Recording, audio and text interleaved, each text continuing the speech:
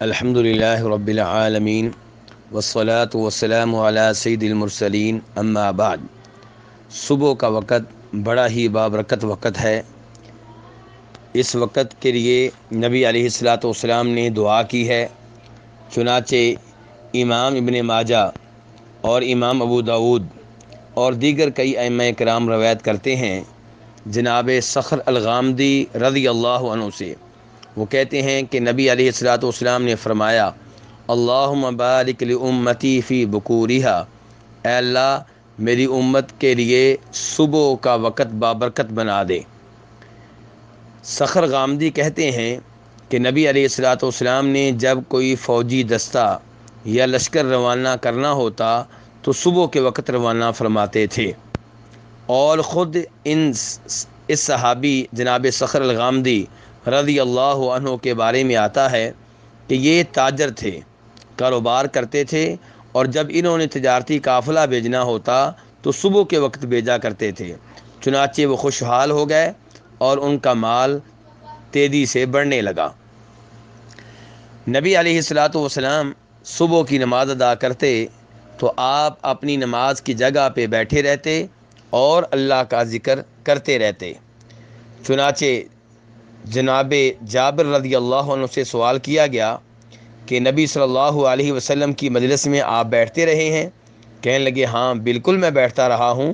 نبی صلی اللہ علیہ وسلم جب صبح کی نماز پڑھ لیتے تو اپنی جگہ پہ بیٹھے رہتے تھے اور اس وقت تک اٹھتے نہیں تھے جب تک کہ سورج طلوع نہیں ہو جاتا تھا۔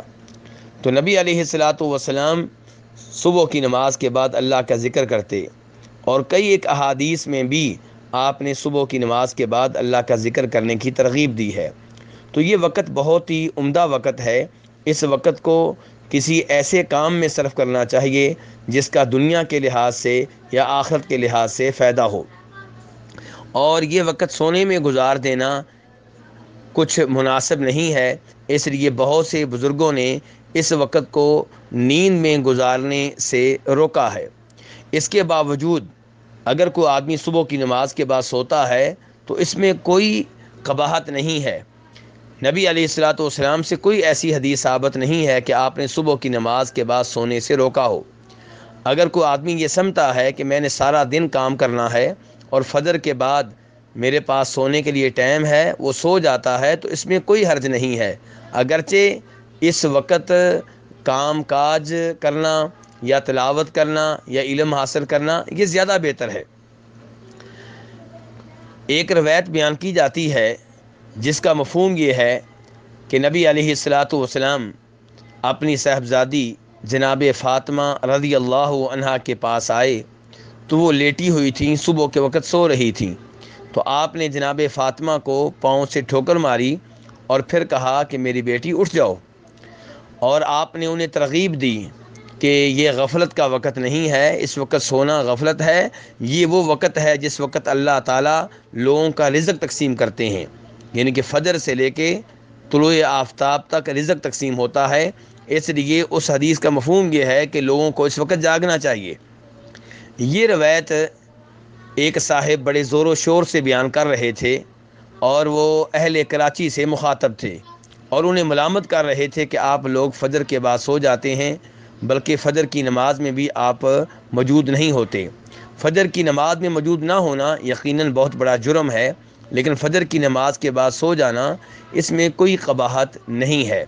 اور یہ جو روایت بیان کی گئی ہے جس میں دعویٰ کیا جا رہا ہے کہ نبی علیہ الصلاۃ والسلام نے جناب فاطمہ کو ٹھوکر ماری، اسے شیخ البانی رحمہ اللہ نے اپنی مشہور و معروف کتاب سلسلۃ الاحادیث الضعیفہ والموضوعہ میں من گڑت قرار دیا ہے۔